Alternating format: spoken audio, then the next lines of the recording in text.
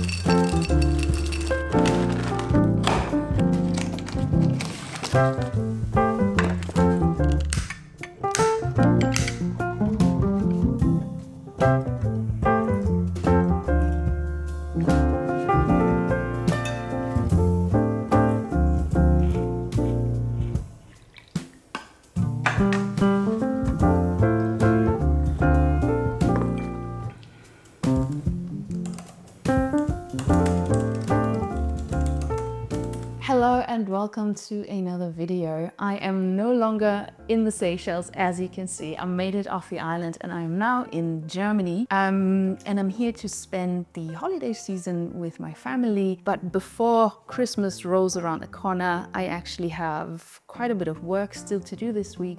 So I thought what I'm going to film today is a cozy writing / bookish German winter vlog. I'm actually on deadline right now. I need to finish a children's book before the end of the year that I need to hand into my publisher. So that's what I'll be working on this morning. And then also, Frank has never been to a Christmas market. So the plan is that this afternoon, him and I are gonna go to a Christmas market. And for me, it's also been a while. I think the last time I was on a German Christmas market was probably 6 or 7 years ago. So I can't wait for that. I'm really here in Germany this year to fully embrace what I think the Germans are really, really good at. And that is that cozy Christmas time. So for now, I am going to have a lot more coffee and get some work done. And then later on, we're going to chat.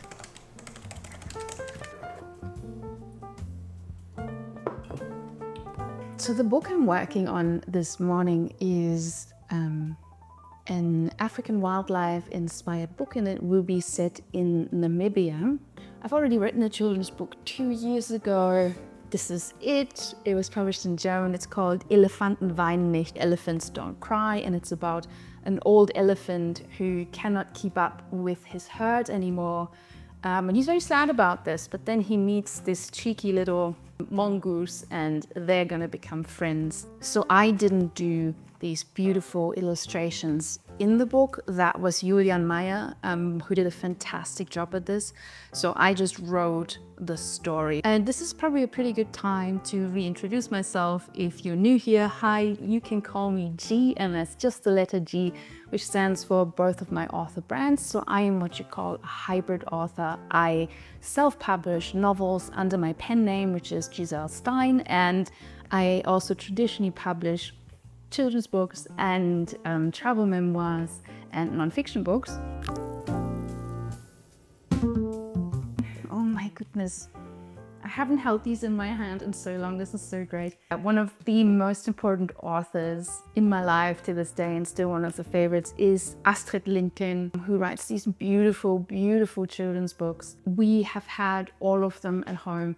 We had the audiobooks and we had the picture books, and I absolutely love them to bits. I'm such a big fan of hers, and my all-time favorite has to be the brothers Lionheart. I think I only fully appreciate this today now that I'm a writer myself. It's this adventure story about two brothers. They both pass away and then they have these adventures in the afterlife. It's incredibly well written and it's such a difficult topic that's handled so well with so much grace. And yeah, there's pictures in it too. It's just an absolute brilliant, brilliant book. I think it's definitely time for a reread. I love this book to bits. So what am I doing today? Today I am going to write the second book that will be published with Carlsen, that is this publisher here. So this story, it's about a shy aardvark. So aardvarks are nocturnal animals, they only come out at night. And my process now is that I'll go into my proposal if I can find it again. And so the proposal is what I handed in to my editor and she signed off on it. And now I basically just need to flesh out the proposal, and I'm going to take this first book as an example to make sure that I stick to the length and that I stick to the same kind of language. So I want to keep the same style, keep my same voice, and make sure that no adult grown-up words end up in there. And that's gonna be my morning.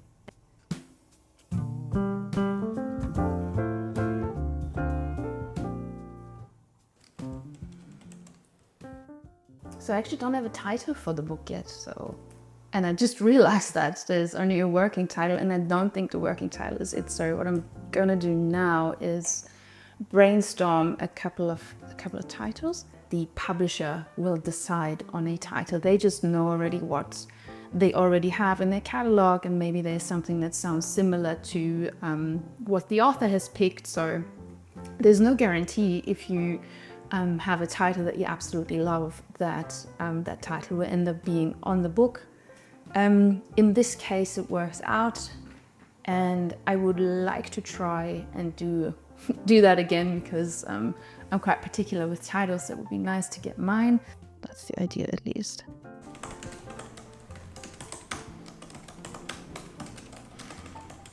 The tragic thing about me as an author, of course, is that I have actually never seen a real aardvark. I've only ever seen photos or videos of it. I used to work as a safari guide in Southern Africa, and that is actually what my non-fiction books are about.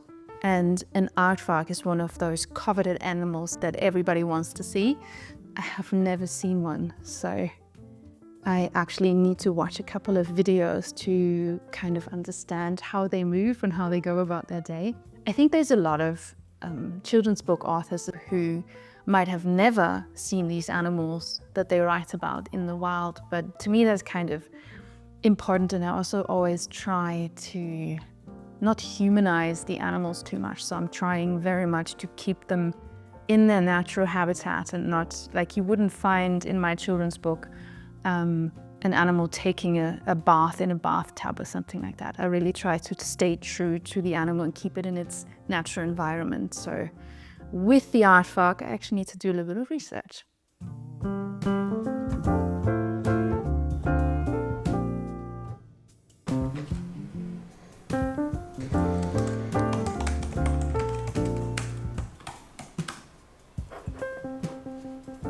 All right, I got about halfway through my aardvark children's book, and I came up with 2 alternative titles that I can give to my editor, which I'm quite happy with.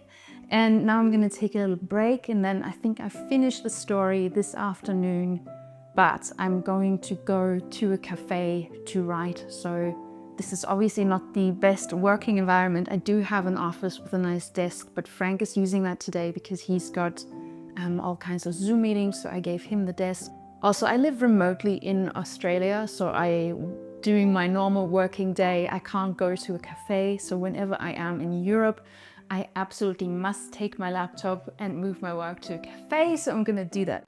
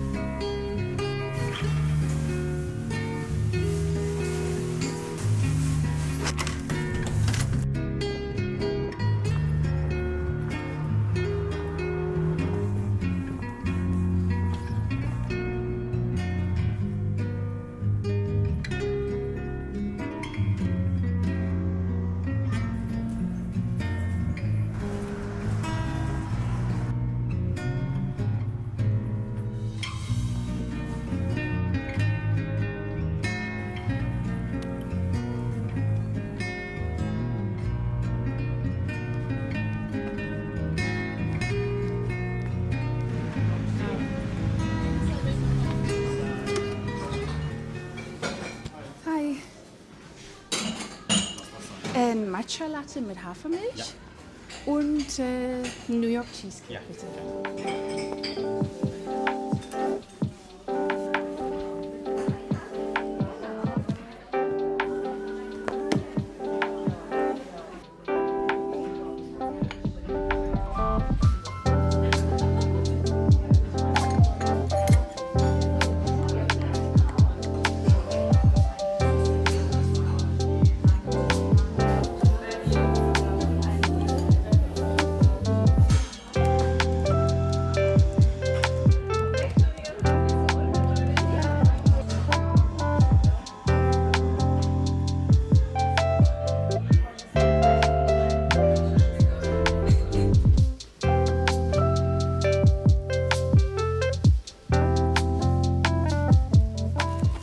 So I've just left the cafe.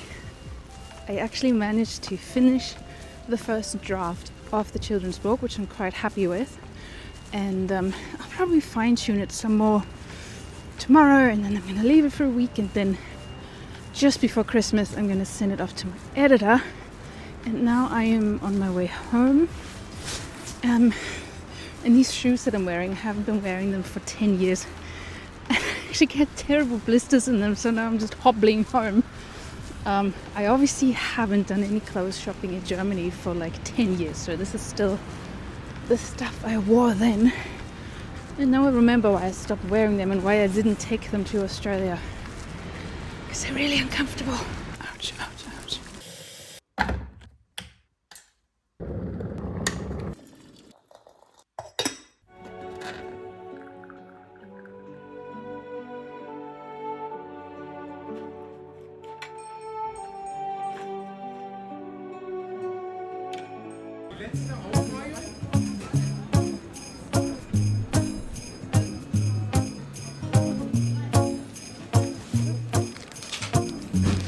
Danke.